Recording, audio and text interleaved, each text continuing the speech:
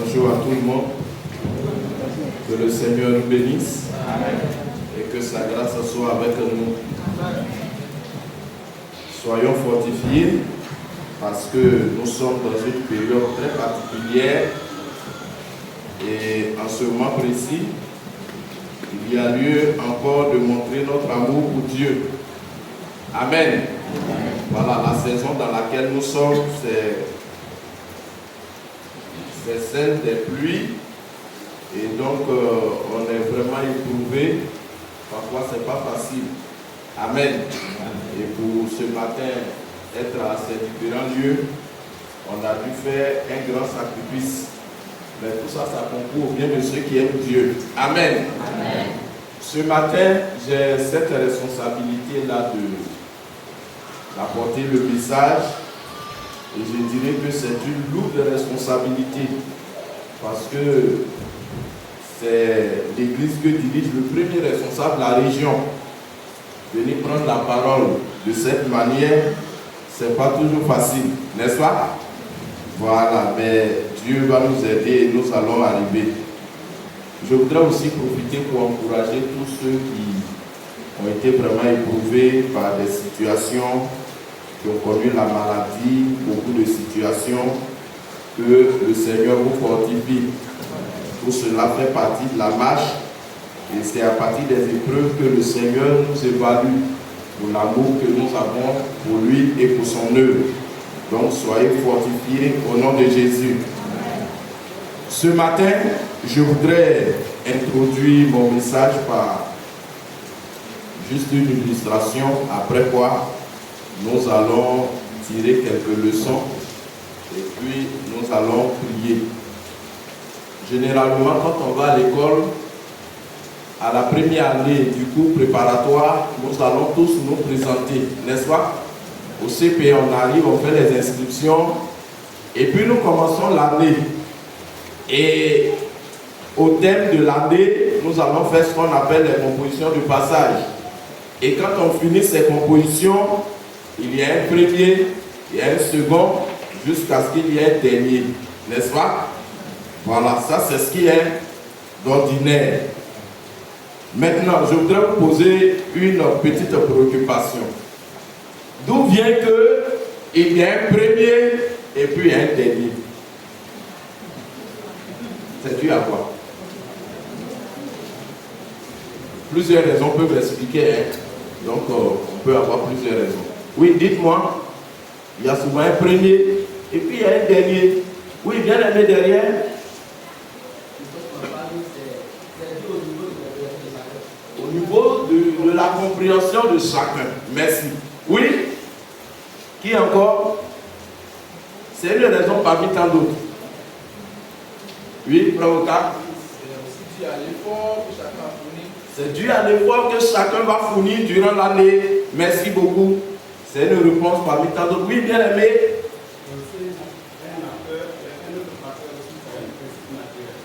Oui. C'est un principe naturel qui vient forcément. Un premier et un dernier. D'accord, merci. Oui, lui dit c'est naturel. Il faut qu'il y ait un premier et un dernier. Tout le monde ne peut pas être premier. D'accord. Oui, qui encore? Oui, maman?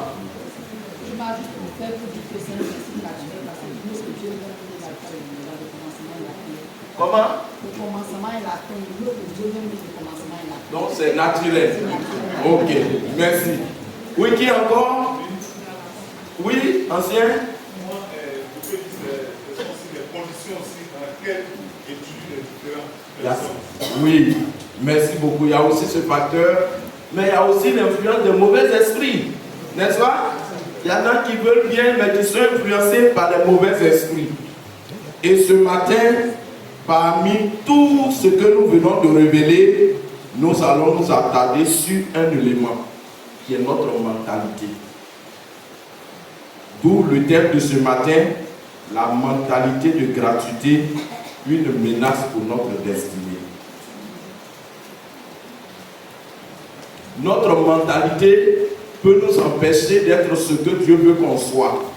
Vous voyez, quand Dieu nous a créés, il nous a tous donné le même potentiel. Il nous a donné tous la possibilité de réussir. Mais d'où vient que, au terme de notre vie, on se rend compte que d'aucuns ont réussi, d'autres n'ont pas réussi. On a cité plusieurs facteurs. Mais parmi ces facteurs, ce matin, on va s'attarder sur un, qui est notre mentalité. Et aujourd'hui, je dirais que la gratuité, elle est admise, elle est souhaitée, elle est même recherchée. Quand vous allez dans la quasi-totalité des services, on dit qu'il faut faire, on va faire. Ça, tout le monde attend ça. On attend que tu réagisses pour qu'on intervienne. Quand vous allez à l'hôpital et que vous présentez un malade, on va dire monsieur ou bien madame, ici, bon, c'est l'argent, hein. Il faut faire, on va s'occuper de lui. Si tu n'as pas l'argent, nous on ne peut rien, on va prendre les médicaments. N'est-ce pas? N'est-ce pas? Ok.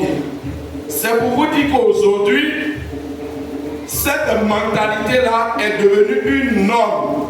Souvent même c'est revendiqué.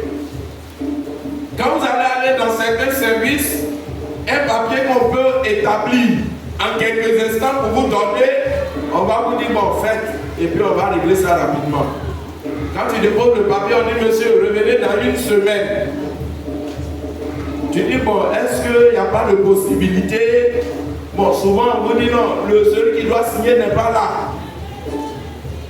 Vous tournez, vous dites bon, je suis un peu pressé, est-ce que je dois remplir des dossiers? Est-ce qu'on ne peut pas trouver la formule? On vous dit bon, donc vous dites quoi? Dit bon, voici un peu d'argent. On dit repasser à 14 heures. Donc ça veut dire que celui qui devait signer était là en réalité. Mais pourquoi c'est fait ainsi? C'est parce qu'aujourd'hui tout le monde pense que c'est comme ça que la société doit être. Amen. La gratuité c'est quoi? Quelle était la mentalité de ceux qui nous ont dévancés?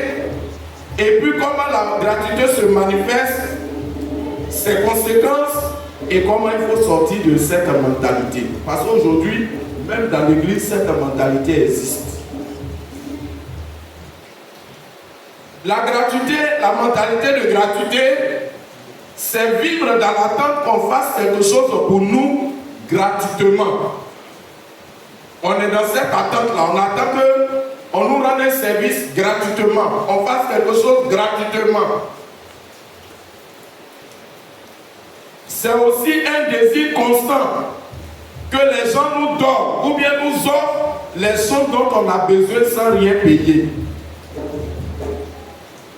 On a vu souvent des vieillards qui ont brandi leurs cheveux pour dire tu vois, je suis ton vieux. Il a acheté quelque chose, on lui dit bon ça coûte tant. Il dit je suis ton papa, il faut faire, tu vas me donner gratuitement. Bon, ça c'est comme ça que lui conçoit la chose.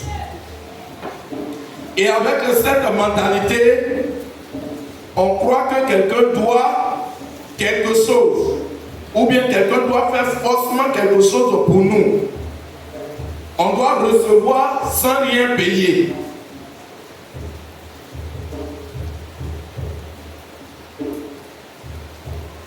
Les évangélistes sont au langage que l'évangile c'est cadeau, mais c'est pas gratuit. C'est pas ça? C'est ça quand les évangélistes. L'évangile est gratuit. Oui. Mais l'évangélisation coûte cher. L'évangélisation coûte cher, donc c'est pas gratuit. Voilà, il y a un prix à payer. Voilà. Donc, nous devons comprendre une chose. Cette mentalité-là, quand elle nous habite, quand elle est en nous, elle ne peut pas nous permettre d'être ce que Dieu veut qu'on soit. Parce que vous voyez, quand Dieu a créé tout homme, Dieu lui a donné la possibilité de réussir. Dieu a tracé un plan pour chacun de nous. C'est pourquoi, dans l'église, on doit éviter ce langage qui dit nous on est là, on est en bas de vous, on est à côté de vous, on est venu pour vous accompagner. Il n'y a pas quelqu'un sur cette terre que Dieu a envoyé pour accompagner un autre. Dieu nous a donné le même potentiel. Il nous a donné les mêmes facultés de réussite. Il nous a donné tout ce qu'il faut pour qu'on réussisse. Mais souvent, ça dépend de notre mentalité. Je voulais venir avec les images, mais dans la précipitation ce matin, j'ai oublié mon téléphone. Récemment, il y a eu le BBC. On a pris des fraudeurs. Il y a un même qui allait plus loin. Les tapettes qu'il porte là, il a fait des ouvertures au niveau des tapettes et il a mis des téléphones là-bas. Bon, le temps qu'il a pris pour faire tout ça, s'il avait pris pour étudier, il n'allait pas arriver là. Oui, il y a des gens qui ont cette manie-là, cette sagesse de faire des choses comme ça. Sans oublier tous les réseaux qu'on a démantelés sur les réseaux que vous connaissez. C'est-à-dire, ce sont des candidats qui sont couchés sur eux, ils attendent que quelqu'un travaille à leur place, et puis on va leur balancer, le corriger des épreuves, et puis ils vont le copier sans faire d'effort mental. Et avec cette mentalité-là, il ne peut pas être ce que Dieu veut qu'il soit. Alléluia. Alléluia. Quelle était la vision de ceux qui nous ont précédés, nos dévanciers dans la foi? Nous allons voir, et je voudrais vous inviter à prendre le livre de Genèse. Le chapitre, on ne va pas lire toutes ces références, mais je vous donne à titre d'information. Genèse, le chapitre 14, le verset 21 à 24. Genèse 14, 21 à 24. Nous allons lire Genèse 23, le verset 11 à 20. Genèse 23, le verset 11 à 20. Mon dirigeant va m'aider. Genèse chapitre 23, verset 11 à 21. À 20. À 20. Oui. Non, mon Seigneur, écoute-moi. Je te donne le champ et je te donne la caverne qui y est. Je te les donne aux yeux des fils de mon peuple. Enterre ton mort. Abraham se prosterna devant le peuple du pays. Et il parla ainsi à Ephron, en présence du peuple du pays. Écoutez-moi, je te prie. Je donne le prix du champ. Accepte-le de moi, et j'y enterrerai mon mort. Et Ephron répondit à Abraham en lui disant, mon Seigneur, écoute-moi. Une terre de 400 cycles d'argent, qu'est-ce que c'est là entre moi et toi? Enterre ton mort. Abraham comprit Ephron, et Abraham pesa à Ephron l'argent qu'il avait dit, en présence des fils de Er, 400 cycles d'argent, ayant cours chez le marchand. Le champ d'Ephron Amapéla, vis-à-vis de Maré, le champ et la caverne qui y est, et tous les arbres qui sont dans le champ et dans toutes les limites aux alentours. Dans l'alentour devait ainsi la propriété d'Abraham aux yeux des filles de Er et de tous ceux qui entraient par la porte de la ville. Après cela, Abraham enterra Sarah, sa femme, dans la caverne du champ de Mapéla, vis-à-vis de Maré, qui est Hébron dans le pays de Canaan. Le champ et la caverne qui y est demeurèrent à Abraham comme possession sépulcrale acquise des filles de Er.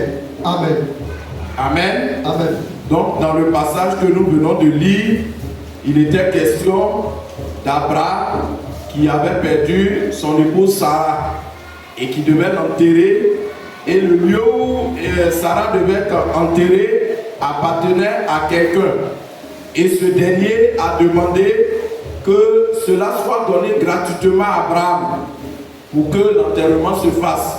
Il a tellement insisté qu'Abraham lui a dit non, c'est pas possible. Celui à toi, il t'appartient. Ça ne doit pas être comme ça. Aujourd'hui, comme tu insistes, on va faire comme ça.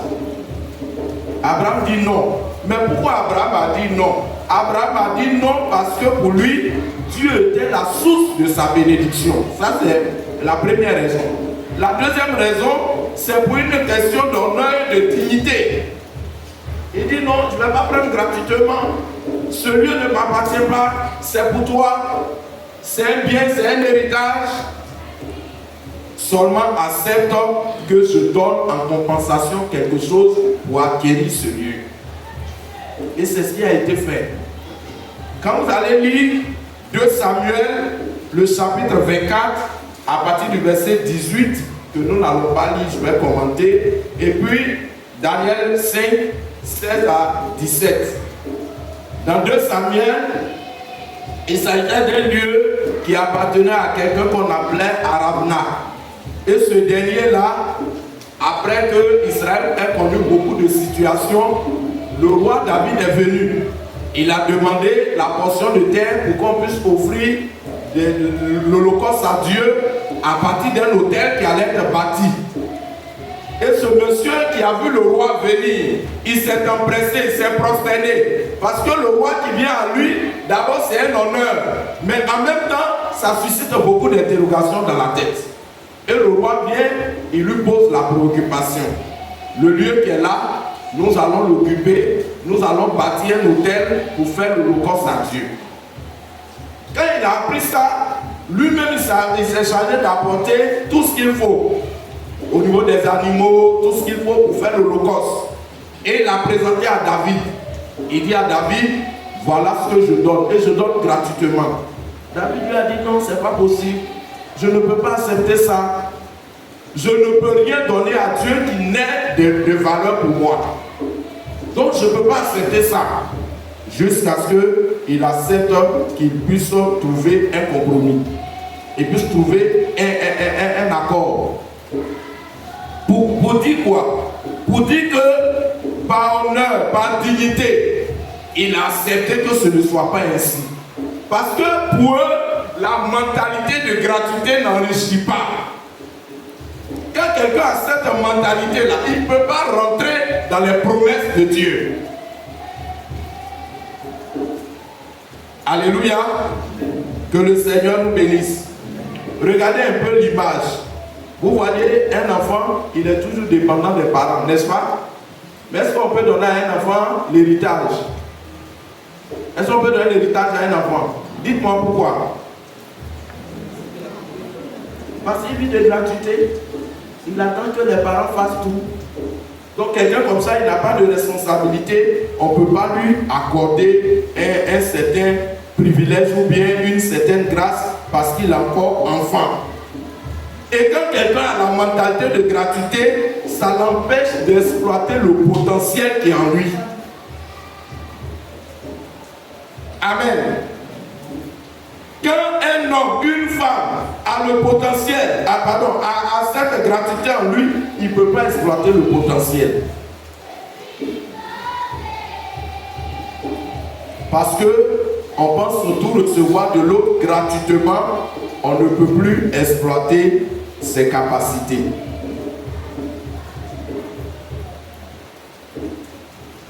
Quand on pense que c'est l'autre qui doit faire tout, on ne peut plus rien faire. On était dans une église, il y a un frère qui devait se marier. Mais ce qui était étonnant, c'est que la soeur n'avait pas d'extrait. Elle attend mariage pour être prise en charge par quelqu'un. Et aujourd'hui, c'est la mentalité de plusieurs de nos sœurs. Il y en a qui disent, ah, moi quand je vais me marier, mes problèmes vont finir. C'est pas vrai. C'est pas vrai. Demandez à celles qui sont mariées, elles vont vous dire. Souvent, c'est des rêves dans lesquels on se met et on pense que le mariage est la fin de tout. C'est pas vrai. C'est encore une autre réalité dans laquelle je ne voudrais pas rentrer ce matin. Amen. Amen. Et ça fait que vous allez voir la soeur attend tout du frère.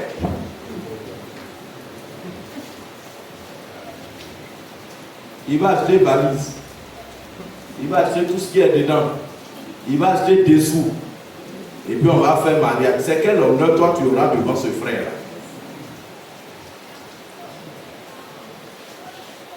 Regardez par le passé nos enfants, les filles musulmanes qu'on appelait Djoula, les petites filles. Regardez, quand on voit les mariés, le bagage qui les accompagne là, ce n'est pas les parents qui font don. La plupart du temps, ce sont les acquis de cette jeune fille-là. Et elle va avec cette dignité dans son foyer.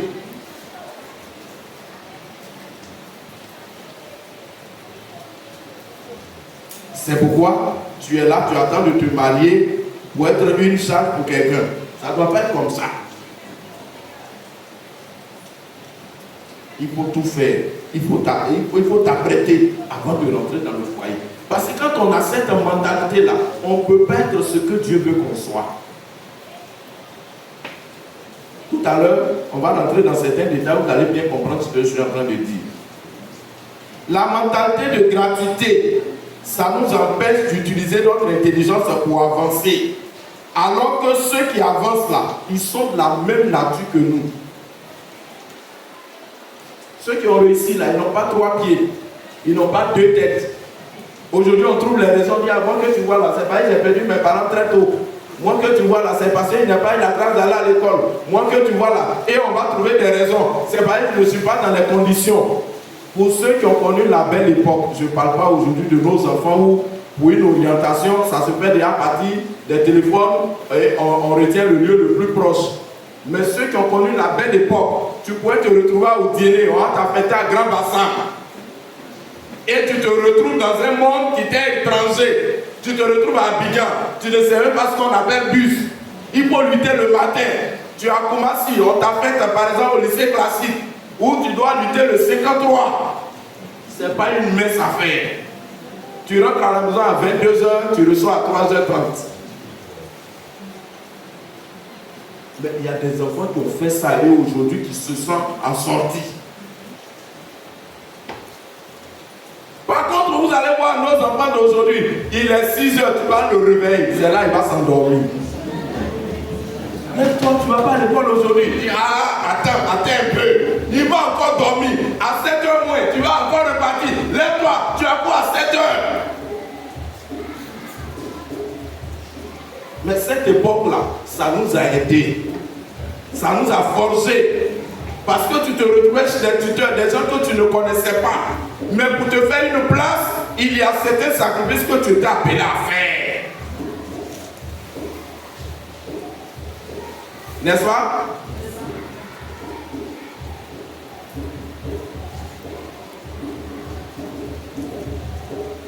Je vous ai parlé tout à l'heure des tricheurs. Quand quelqu'un attend que tout lui tombe par-dessus tout, il ne fait plus d'efforts. Et vous allez voir, les examens sont en train de se dérouler. Il y a des gens qui sont là, ils ne font aucun effort, ils attendent le résultat. Ils arrivent en salle d'examen, ils attendent peut-être que l'examinateur leur donne une possibilité. Et puis, bon, ils vont payer 2000, 2000, 5000, 5000. Et puis, on va leur montrer. Et c'est fini, ils ne font pas d'effort. Pourtant, vous allez voir, parmi eux, il y en a qui ont de très bonnes, c'est-à-dire qui ont un potentiel qui peut leur permettre de réussir. Mais ils attendent gratuitement. Amen. Amen. La mentalité de gratuité, c'est une mentalité de pauvreté, de retard, de sous-développement. Regardez aujourd'hui l'Afrique par rapport aux Occidentaux. Qu'est-ce qu'on n'a pas en Afrique? Qu'est-ce que notre sous-sol n'a pas? Mais on a oublié d'aller faire la courbette. Vous voyez même souvent des présidents africains, ils sont malades, ils sont fatigués, mais ils vont aller faire la courbette devant des jeunes gens pour qu'ils restent au pouvoir. Je ne suis pas en train de faire de la politique. Mais c'est malheureux. Souvent même peut-être le président, là, c'est son 3e ou 4e fils. Mais il est obligé d'aller s'incliner devant lui pour qu'il ait encore droit au pouvoir. Et pour brader le sous-sol. On vient nous prendre ici le cacao à combien? C'est combien actuellement? 900. Souvent même là on dit prix bon 100. Mais quand ça arrive, on ne nous donne même pas à ce prix. La coopérative va les trancher. Quand on va faire tout ça, on se retrouve peut-être à 800 francs. 1 kilo. On va aller prendre 200 grammes de chocolat. On a transformé, on vient nous dire ça fait 1600, 1700. 4000. C'est malheureux. Parce qu'on attend que tout vienne de l'Europe. On attend que tout sorte de l'Europe. Donc on ne fait plus d'efforts. C'est malheureux. Et ça fait que quand quelqu'un est africain et qu'il a eu un potentiel, on fait tout pour tuer ça. On a vu ici avec Drogo 2. Il a découvert la maladie, le remède du sida. On l'a convié quelque part au Japon. Quand il est revenu, ils l'ont tué. N'est-ce pas? Parce qu'on pense que tout doit venir de l'Occident. Et cette mentalité aujourd'hui là, ça se développe dans la quasi-totalité des services. Quand tu arrives, on dit mon frère, il faut faire, on va faire. Un service qu'on peut te rendre facilement, on va demander que tu donnes quelque chose. Et c'est si fait qu'aujourd'hui, il y a le racket, il y a le vol, il y a la corruption, il y a l'escroquerie, il y a la tricherie. Tout ça, c'est le produit de la gratuité. Hier, j'ai été mandaté par la région pour aller faire la formation à Gabiagi. Et pendant que j'y allais sous la pluie, j'arrive au corridor, celui que j'ai trouvé là, il m'arrête. Je me suis arrêté comme tout citoyen. Et je voulais enlever les pièces de la moto pour les lui présenter. Il dit non, on n'a pas besoin de ça. On est sous le soleil, sous la pluie, tout ça. Voyez notre cas, c'est compliqué. Je l'ai regardé, je lui ai dit courage. Je suis le pasteur tant, je vais en mission. Il dit ah, vraiment pasteur, c'est la première fois que j'ai appelé un pasteur sur la route. Vraiment, tous mes respects, allez-y. Mais il attendait quoi? En me présentant son souci au soleil, sous la pluie. Tu es payé pour ça. À la fin du mois, tu as une rémunération, n'est-ce pas? Mais il fait comme s'il fait pitié, tout ça pour que... Bon, quand on arrête un citoyen, la première des choses, c'est de mettre des pièces d'engin. Il dit non, laissez les pièces, on n'a pas besoin de ça aujourd'hui. On est sous la pluie. Bon, cette mentalité-là, c'est ça qui fait qu'on peut pas être ce que Dieu veut qu'on soit. Alléluia. Amen. Comment la mentalité de gratuité se manifeste? Aujourd'hui à l'église, on a un autre phénomène, les sachets noirs. On fait marcher dans le mariage des gens. Moi je me souviens, je devais me marier. Et en son temps, la vie n'était pas aussi chère comme ça. Et l'église, je ne dirai pas le nom de l'église, où on devait faire le mariage, on a dit bon, pour la réception, on a prévu 200 000 plus 50 000 francs pour faire les jus. L'église dit ça ne peut rien faire. Ce qu'ils peuvent faire à notre mariage, ils vont préparer la bouillie d'igname ou bien faire du placali. On a dit bon, il n'y a pas de problème. Comme ça ne peut rien faire à l'église, donnez-nous. Nous, on a des parents. Avec eux, je sais que ça peut faire quelque chose. Et on a donné aux parents. Je vous assure, les repas qu'ils ont confectionnés, qui sont arrivés, c'était tellement extraordinaire. Il y a une cuvette de Kiev qui a disparu depuis le premier jour jusqu'au jour. À l'église. C'est-à-dire quand on est venu, on a déposé la cuvette de Kiev là, ça a disparu. On ne sait pas où c'est rentré jusqu'aujourd'hui. À l'église. Et cette mentalité-là, aujourd'hui, ça fatigue certains chrétiens. On va venir, on dit le frère, on va le soutenir, il est en train de se marier. Ce qu'on va donner pour aller faire marcher là, il y en a qui vont faire marcher dedans. On dit frère, ton argent là, ça ne peut pas. Ça dit quand on lui dit ça ne peut pas, là, on va déjà faire un petit calcul dans notre tête. Où on va avec tout ça? Amen. Amen. Amen. Le phénomène de sachet noir. Regardez, quand vous prenez les Occidentaux et puis vous prenez nous les Africains là, la différence c'est que ça se passe au niveau de leur mentalité. Vous allez prendre un Occidental, quand il va aller à une réception, il va les mains chargées, n'est-ce pas? Mais il retourne les mains vides. Alors que l'Africain, il va les mains vides, il retourne les mains chargées. Ça, mes enfants sont restés à la maison. Il faut que je prévoie leur part. Et dans sa pendant que les invités n'ont pas encore été servis, les gens n'ont pas encore mangé, dans la cuisine là-bas, on suscite les soupières, on les suscite. Souvent, mais on ne sait pas comment on va faire pour partir. C'est quelle mentalité ça?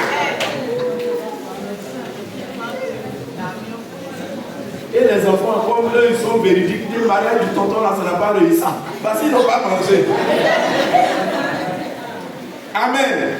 Pendant ce temps, la tante est partie avec ça. Ce n'est pas une bonne mentalité. Amen.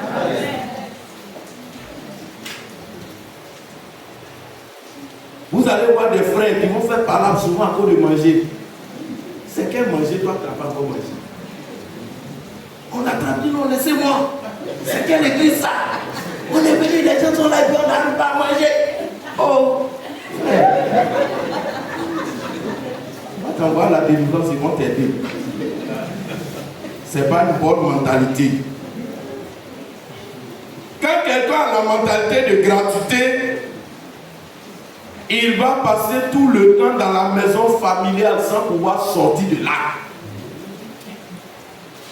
Nous, on a fait Sikoji. Sikoji saut de fiable. Ça va, on prend faire les cibles, là, c'est ça, on prend laver assiette. Souvent, la personne est en train de se laver, on dit, il faut faire passer. Il faut passer le savon. Et il est là, il fait les enfants, il est encore dans la maison familiale. L'enfant se réveille le matin. Bonjour bébé, bonjour papa, bonjour bébé, bonjour papa. Et il est là, ça ne lui dit rien. Ça, c'est la mentalité de gratuité. Ça ne peut pas lui permettre d'être ce que Dieu veut qu'il soit. Amen.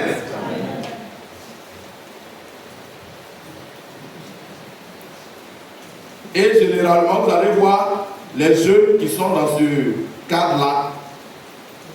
Ils sont livrés à la drogue, au vol. Les jeunes filles, c'est la prostitution. Papa est à la retraite. Vous allez le voir en train de jouer dame. Quand il se lève le matin, bon, lui, il a fait sa part. Vous avez votre part à faire. Mais quand vous ne le faites pas, vous êtes soumis à certaines choses. Et vous allez voir aujourd'hui, comme je le disais, beaucoup de personnes qui ont cette mentalité-là veulent vivre dans une maison sans rien faire. On doit faire tout à leur place. Nos enfants d'aujourd'hui, tu les envoies une fois, 2 fois, le visage change. Ah, est-ce que je suis le seul à la maison? Mais tu veux qu'on envoie qui? C'est toi qu'on va envoyer.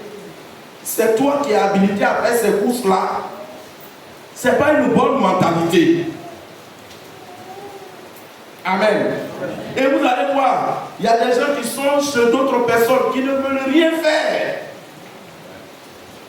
Ce n'est pas une bonne mentalité. Tu es chez le frère. Par la grâce de Dieu, vu les conditions de vie, il a accepté de te recueillir à la maison, de t'héberger, de te nourrir. Tu ne veux rien faire. Mais comment il peut avoir le courage de te garder? Et ça fait qu'aujourd'hui, dans l'église, on ne peut plus se rendre service.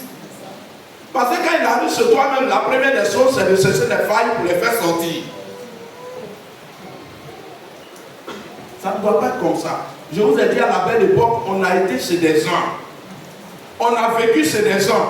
Tellement on les a servis. Souvent même, on a eu de la place dans leur vie. Plus que même leurs enfants.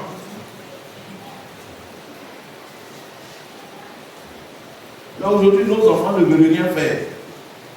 Il va se coucher le dernier. Il va se réveiller le dernier. C'est un autre problème. Que le Seigneur nous bénisse. Amen. Quand quelqu'un a la mentalité de gratuité, il compte sur les parents bien placés. Oui. Quand tu l'écoutes parler, dis, moi mon oncle il est aux États-Unis. Moi mon frère là il est ici. Moi mon temps il est ici. On était dans une église, il y avait un frère comme ça. Il avait 3 femmes. Et il fait les enfants, il fait les enfants, il fait les enfants. Et il compte sur son frère qui est en Europe. Je lui ai dit avec cette mentalité-là, tu vas là à la retraite malheureux. Quand il a un petit problème, son frère intervient. Un jour, je l'ai fait asseoir et dit, ton frère là, il n'est pas éternel. Il a un temps sur cette terre. Et puis, qui sait demain ce qui peut arriver? Tu es là, tu ne cherches pas à préparer l'avenir des enfants. Tu fais les enfants comme ça et ils viennent se plaindre. Pasteur, je ne comprends pas. Les enfants, ils mangent trop. Je fais 2 sacs à 3 sacs de riz par mois. Comme s'il avait là le pasteur. Bref, pour vous dire que souvent c'est la mentalité. Je dis, notre chose et puis ma chose là, c'est pas la même chose. Il ne faut pas compter sur quelqu'un aujourd'hui dans notre monde actuel. Compte sur ton propre potentiel. Ce qui est en toi et que tu peux développer pour garder l'avenir de tes enfants. Dis-moi, si j'ai des problèmes, je vais appeler tel, je vais appeler tel. Et le jour où tu appelles et que tel n'a pas répondu, tu fais comment?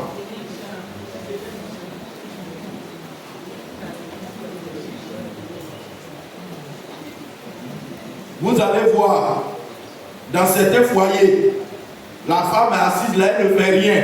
Ce sont les enfants qui font tout. Elle donne les ordres, elle est toujours en train de réitérer. Elle quitte ici, elle va ici. Attends, elle va ici. Elle va... Et voilà, le riz est cuit. Ça aussi, ce n'est pas une bonne mentalité. Et le frère qui t'a vu, qui t'a aimé, qui a dit que tu viens pour l'aider, il allait te prendre pour mettre à la maison. Tu n'arrives même pas à cuire un œuf pour qu'il puisse manger. Quand il va dire non chérie, c'est le temps, on n'a pas le temps, c'est le travail. Mais tu ne dors pas au travail. J'ai servi dans une localité, une autorité de ce pays, mais je ne dirai pas son nom. Vous savez comment sa femme a perdu le foyer? C'est sa servante qui faisait tout. Elle faisait tout, selon le témoignage qui nous a été rendu.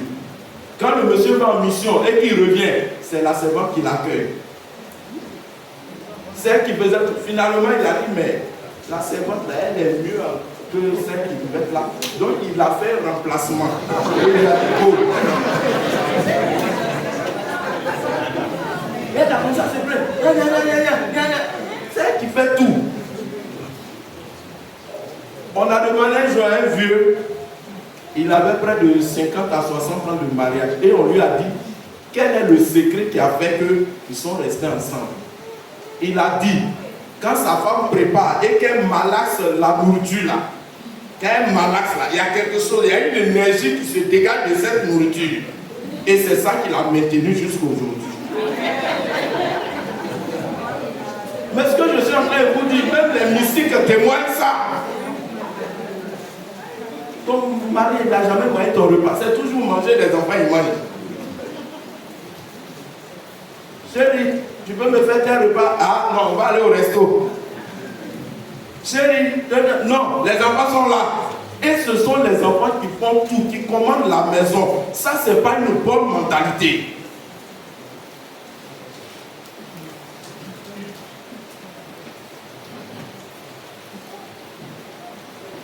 Amen. Amen. Souvent même les enfants sont plus habitués à la nounou même que toi-même qui es la mère. On m'a rendu le témoignage d'un enfant. Sa maman n'avait pas le temps pour du travail. Et l'enfant, quand on lui donne le petit déjeuner, il cotise. Et puis un jour, il a eu le courage de demander à sa maman, maman, quand tu vas au travail, là, ton bulletin, là, la journée, là, on te paye combien? Et la maman, bon, elle ne s'attendait pas à ça. Hein. Donc pour elle, elle a parlé à son fils, elle a donné son horaire là, à l'enfant. Bon. Et l'enfant, il allait la rassembler ça et puis lui a dit, bon, demain là, tu vas rester avec moi à la maison. Voilà, je vais payer ça. Il trouve que sa maman n'a pas le temps pour lui. Aujourd'hui, on est dans faire le travail. On n'a pas le temps pour notre maison. C'est pas bon. Amen. Et ce sont les enfants qui font tout, qui préparent, qui entretiennent la maison. Toi-même là, tu fais quoi?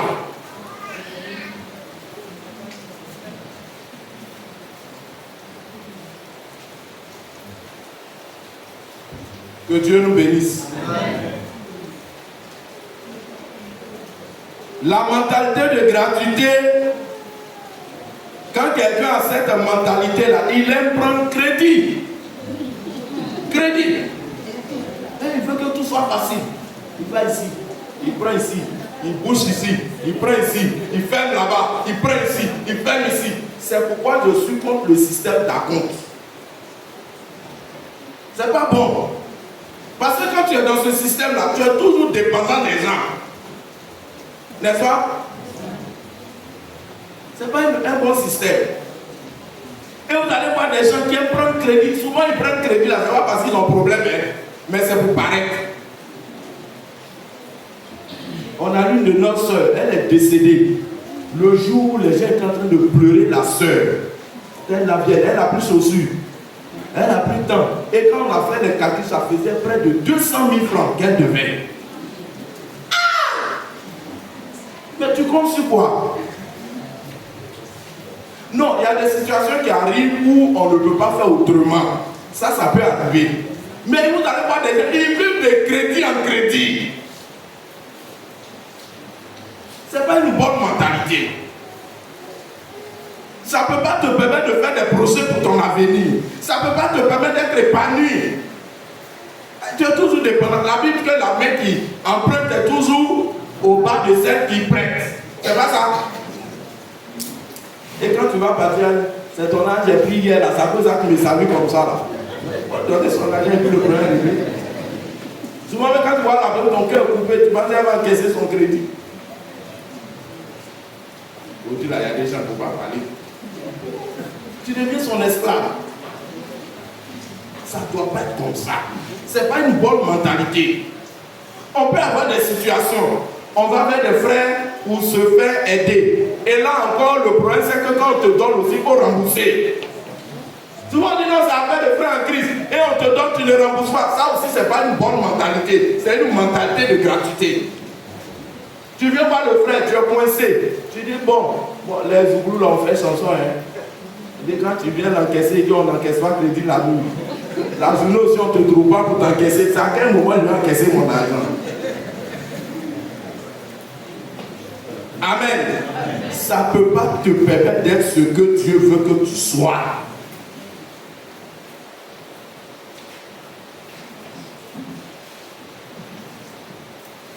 Quand quelqu'un a la mentalité de gratuité, vous allez voir, il aime être invité à manger. Tout le temps, il veut qu'on l'invite. Vous allez voir dans les services.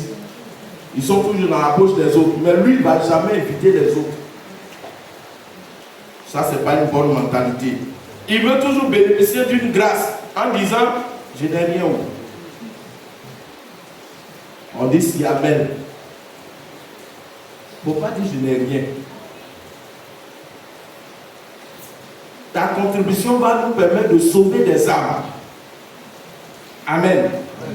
On nous disait qu'en 2021, moi je n'étais pas ici, donc ceux qui étaient là, qui sont partis, disaient que à partir de la Siamel, les âmes qu'on a pu gagner, on a pu gagner près de 600 âmes.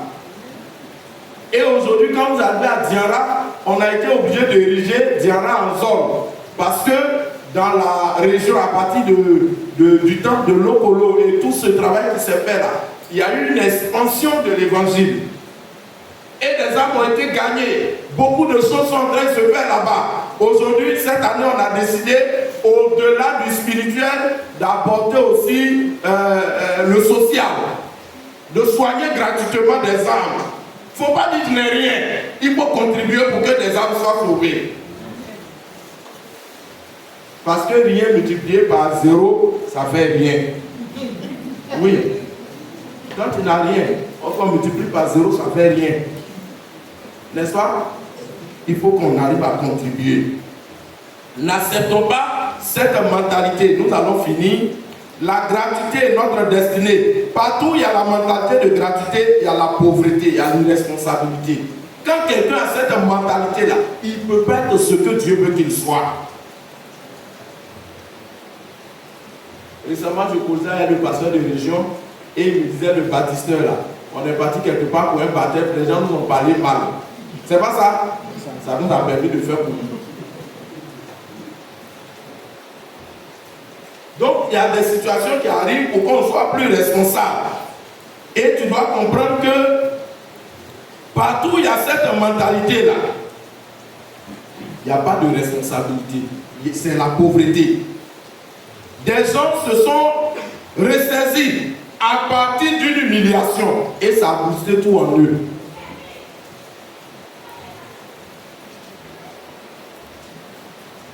Il y a des gens qui étaient chez des gens. À partir d'une situation qui est arrivée, ils ont pris la responsabilité. On dit, à partir de maintenant, nous-mêmes, on va faire pour nous. On va faire ceci. Il y a des frères qui travaillent avec d'autres personnes. À partir d'une accusation ou d'une frustration, ils ont pris leur destinée en main. Mais si le patron ne lui avait pas parlé mal, il n'allait jamais sortir de là. Il n'allait jamais prendre son destin en main. Elle n'allait jamais prendre son destin en main. Et aujourd'hui, beaucoup ont manqué de devenir ce qu'ils devaient être parce qu'ils sont trop restés en famille.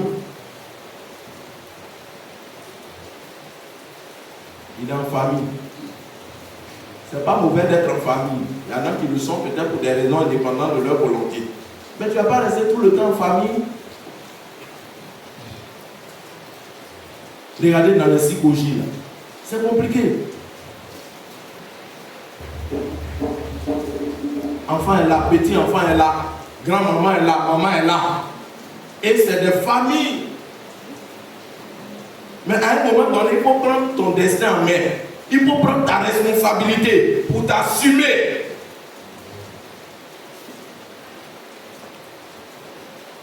Sinon, tu ne peux pas être ce que Dieu veut que tu sois. Beaucoup ont raté leur destinée parce qu'ils ont compté sur leurs parents tout le temps. Ils ne faisaient aucun effort. Il y avait une émission que j'ai suivie une fois, il y avait une jeune fille. Elle racontait un peu son histoire. C'était très triste. Elle disait que bon, ses parents avaient les moyens, c'était vraiment une famille très riche. Et puis bon, on ne sait pas ce qui s'est passé, mais un jour, les parents sont allés en voyage et en revenant, ils ont eu un accident. Et les deux parents ont péri dans l'accident. Vous savez que nous sommes en Afrique, les parents ont sauté en même temps sur les biens. Et ils ont arraché tout ce qui appartenait, même qui devait revenir aux enfants. À un moment donné, elle était obligée d'aller être servante chez des gens. Et elle racontait son histoire pour dire que là où même elle était, elle dormait à la même enseigne que le chien du patron. Là, le chien dormait dans la même chambre qu'elle. Mais regardez, quelqu'un qui a vécu dans la gloire, dans tout ce que vous pouvez connaître au niveau de peut-être un gré ou bien quelque part. Et puis elle se retrouve dans des conditions comme ça. Est-ce que vous pensez que c'est facile? Et elle disait qu'elle était obligée de faire ça pour scolariser son petit frère. C'est pourquoi nous aussi, parents, qui avons la possibilité là, quand on est en train d'étudier les enfants, faisons de sorte que demain, quand on ne sera pas là, ce ne soit pas un problème pour eux. Ce n'est pas parce qu'on aime les enfants qu'il faut tout leur donner. L'enfant déjà au ciel de la tablette Android. C'est pas mauvais. Mais quand demain tu ne seras plus là, est-ce que l'enfant va continuer dans cette vie-là? Non, je ne dis pas de négliger les enfants, c'est pas ce que je suis en train de dire. Mais je suis en train de dire aussi, faisons de sorte qu'après nous, les enfants ne souffrent pas.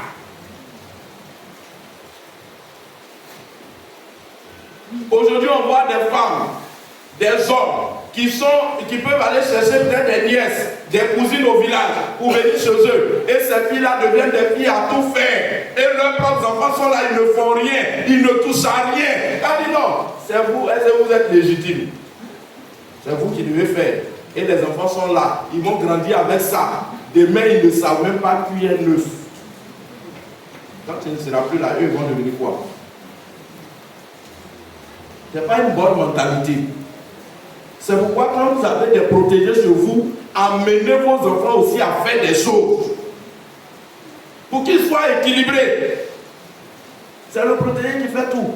Il va entretenir la maison, il va laver les habits, il va faire ceci. Ce n'est pas mauvais. Tu es en train de le forger pour son avenir. Mais et tes enfants? Eux, ils dorment jusqu'à 10 heures. Quand ils dorment, déjà tout est déjà réglé. Ça, ce n'est pas une bonne mentalité. Que le Seigneur nous bénisse. Amen. Rien n'est gratuit sur cette terre. Il n'y a pas quelque chose qui est gratuit sur cette terre. Souvent, nous les Africains, quand on apprend que tel pays nous envoie peut-être des médicaments gratuitement, on saute, n'est-ce pas? Mais pour que ces médicaments soient gratuits, là, il y a quelqu'un qui a payé un prix quelque part.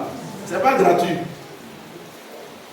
Il y en a qui se sont investis dans l'humanitaire, qui ont dit, bon, nous, on va mettre tout ce qu'il faut pour que d'autres personnes puissent bénéficier. Mais quand ils font ça, là, il y a ce qu'ils gagnent dedans.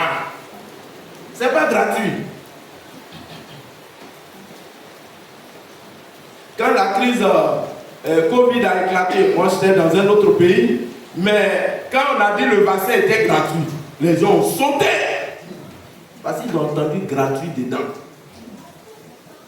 Et nous, Africains, c'est ça. On aime ce qui est gratuit, ce qui est cadeau. Quand on vient à l'église, on veut que tout soit cadeau. On va faire des choses. On dit c'est combien? Quand on dit le blanc, on dit un cadeau. Quelqu'un qui va prendre son esprit pour travailler, faire une œuvre intellectuelle, il va produire. Quand il vient, il présente, on dit c'est 1000 francs. C'est cher d'être. Et lui, le temps, il a pris pour veiller, pour travailler là. Lui, il fait quoi pendant ce temps? Bien aimé, n'aimons pas ce qui est gratuit. Parce que quand on aime ce qui est gratuit, on ne peut pas être ce que Dieu veut qu'on soit. Tu ne peux pas.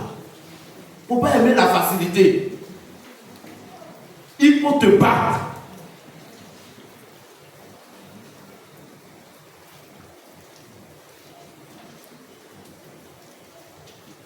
On était dans une église, il y avait une soeur comme ça.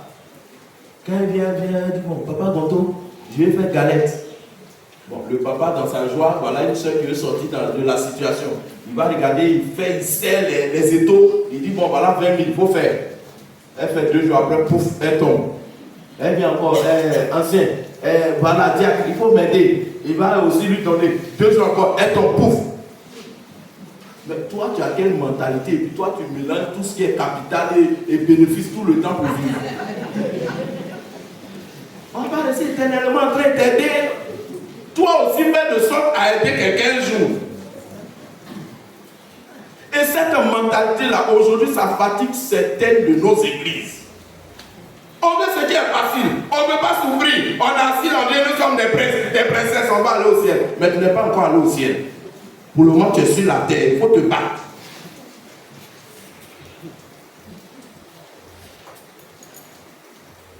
Amen. Amen. Amen. Pourquoi on arrive là? Il y a des gens qui ont payé le prix et qui sont là aujourd'hui. Les Juifs se présentent aujourd'hui comme la solution au problème qu'ils rencontrent et ils sont même opposés à ce qui est gratuit. Le Juif dit quoi? Dans sa mentalité, on ne doit pas vivre au-dessus de ses moyens, mais on doit accorder au-delà de nos moyens. Et ça fait qu'aujourd'hui, quand vous prenez tous les secteurs, les Juifs sont à la tête. Parce qu'ils n'ont pas accepté la gratuité. Ils se disent qu'il y a un prix à payer pour réaliser leur destinée. Quand on aime ce qui est facile là, on ne peut pas être ce que Dieu veut qu'on soit. On attend tout des autres. On ne veut pas faire d'efforts. On est là, on dit bon, c'est qu'est-ce que les autres vont faire. On dit à quel besoin là. Et puis on est là, on regarde dans l'église là. Bon, le frère là, il va faire. Et toi tu fais quoi? Toi aussi, il faut faire. Et puis on va dire, ah aujourd'hui tu as fait. Que le Seigneur nous bénisse. Amen. Ayons donc la mentalité de ceux qui contribuent, qui aident, qui donnent, qui apportent un plus à leur milieu, à leur famille, et non de ceux qui profitent toujours. Alléluia. Amen. Soyons de ceux qui apportent un plus à la société, à l'église.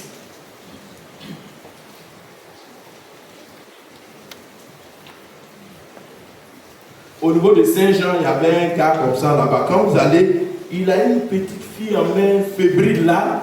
Quand vous le regardez, il va venir, il va vous poser un problème. Vraiment, ma fille est malade, je suis allé à l'hôpital. Vraiment, on m'a donné une ordonnance. Il me reste 5 000. Vraiment, si vous pouvez m'aider. Il y a des gens, ça est tellement la situation Ça fait pitié quand vous regardez là. Vous êtes touchés. Il y en a même qui donnent 10 000. Certains sont tentés de dire non, donne l'ordonnance, on va l'acheter. Et quand ils finissent, souvent ils donnent encore de l'argent. Ils bandent toujours l'ordonnance. Mais on s'est rendu compte que c'est son travail à Abidjan. Il y a des gens qui aiment la facilité comme ça. Il est assis là, il va te demander le transport. Je suis venu travailler avec quelqu'un, voilà, j'ai eu des problèmes, voilà, telle situation, est-ce que tu peux m'aider? Toi-même dans ton rien là, tu vas te débrouiller pour lui quelque chose pour lui donner. Tu vas te faire 2 pas, tu reviens encore, il va t'arrêter. C'est quelle vie ça? Et aujourd'hui, ils sont pleins aujourd'hui. Ils ont cette facilité-là pour mentir. Hier, j'ai reçu sur les réseaux une autre forme d'arnaque. Qu'est-ce que les gens font aujourd'hui? Ils ont des téléphones de dernière génération. Les comment on appelle, iPhone Pro, 14 Pro, quoi là? Max. Qu'est-ce qu'ils font? Ça coûte autour de 800, 900 ou bien 1 million, au-delà même parfois. Qu'est-ce qu'ils font? Ils vont, ils laissent ça dans un lieu public. Et puis ils s'en vont, ils abandonnent. Et quand vous le récupérez, vous allez introduire votre puce parce que vous avez eu un téléphone de dernière génération. Et à partir de la puce que vous mettez, on vous trace. Et une fois qu'on vous a tracé, qu'on vous a localisé, la police est à votre trousse. On vous saisit, il dit qu'il a été braqué. Et pendant le braquage, peut-être il a 2 millions sur lui. Non seulement vous allez donner le téléphone, vous allez rembourser les 2 millions. Voilà aujourd'hui une autre forme d'arnaque qui se fait. C'est pas, faisons attention. Tu as ramassé un téléphone qui n'est pas pour toi, ne te mets pas dans des ennuis. Il ne faut pas dire c'est la grâce de Dieu, c'est pas Dieu. C'est le problème que tu as eu comme ça. Donc tu vas te mettre dans d'autres ennuis. Alléluia. Que le Seigneur nous bénisse. Que Dieu nous bénisse. Pour finir, comprenons qu'avec cette mentalité de changement, les Juifs aujourd'hui dominent le monde. Soyons de ceux qui aspirent au changement, à construire et non à toujours bénéficier de ce qui est gratuit. Quand tu es quelque part, fais de sorte que le jour où tu ne seras pas là, on dise vraiment cet employé ou bien cet employé-là, je ne sais pas si on peut encore avoir quelqu'un comme ça. Parce que tu apportes, tu contribues, tu n'es pas un problème pour l'entreprise. Que le Seigneur nous bénisse. Amen. Que Dieu nous bénisse. N'entretenons pas la mentalité de gratuité. Sinon, on ne pourra jamais être ce que Dieu veut qu'on soit. Dieu, en te créant, il t'a donné le même potentiel. Ceux qui ont aujourd'hui, qui ont réussi là, ils n'ont pas 3 têtes, ils n'ont pas 3 pieds, ils ont les mêmes facultés que nous. Nous aussi, on peut réussir. On peut y arriver si on a la volonté. Mais quand on aime ce qui est facile, on ne fait plus d'efforts. Regardez sur les campus, les gens qui sont au niveau de la FESI,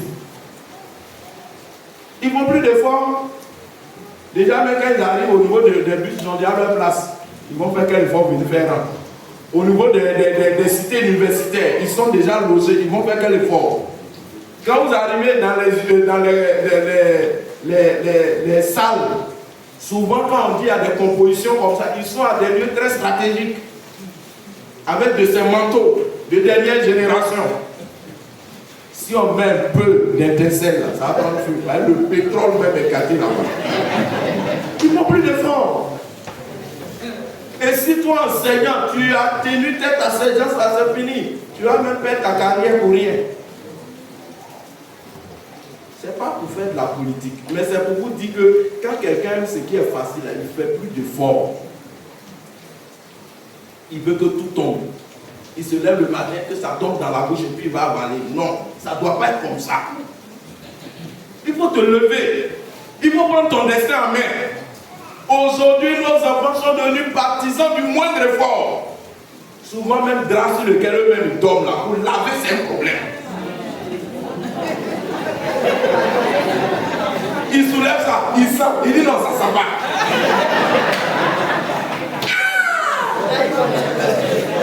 Vous savez pourquoi on reçoit un visiteur pour les loger dans la chambre de bénédiction, c'est compliqué. n'as pas appris maintenant, à quel âge tu vas apprendre? Et tout ça, on attend que soit ce soit papa ou bien maman qui viennent faire ça pour nous. Et quand demain ils ne seront pas là, tu vas avec quel acquis dans ton foyer demain? Je vous ai rendu ici le témoignage de l'une de mes cousines. Le jour où elle doit faire plaisir à son copain, elle a oublié de passer par sa maman pour préparer. C'est malheureux. Et aujourd'hui, nos enfants ne veulent rien faire. Ils veulent que tout est souvent, c'est eux qui aiment les bonnes choses. Les bons portables, les bons habits, c'est eux qui aiment ce qui est bon. Mais ils ne veulent pas payer le prix. C'est pourquoi réveillez-vous. L'avenir appartient à ceux qui se réveillent tôt.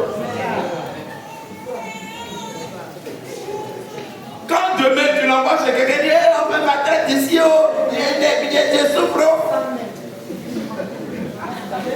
Il faut payer le prix aujourd'hui pour être ce que Dieu veut que tu sois demain. Il y a des gens qui ont servi des tuteurs loyalement. Et par les bénédictions que ces tuteurs-là leur donnent aujourd'hui, là, ils sont des cadres dans la société. N'acceptez pas ce qui est facile. Parce que quand tu as de la facilité, si tu es une jeune fille, tu seras obligé de tomber dans les mains d'un bandit. Parce que tu aimes ce qui est facile. On a vu des jeunes filles déjà à partir du bas âge qui étaient dans les lycées, qui elles-mêmes déjà se prenaient en charge. Elles vont faire un peu de toffee, elles vont faire un peu de bon maïs. Quand elles arrivent, elles vendent, elles achètent leur pommade. Donc aujourd'hui, c'est des choses qu'on ne voit plus. On attend tout des parents. Le jour où tu lui as donné 500 voilà à l'école, tu as eu à faire. Pourquoi c'est pas 1000 francs? Mais tous les jours ne sont pas dimanche. Il y a des jours où le père peut ne pas avoir même 5 francs en poche. Amen. N'acceptons pas ce qui est facile. Sinon, on va manquer le but pour lequel nous sommes sur la terre. Que le Seigneur nous bénisse. Amen.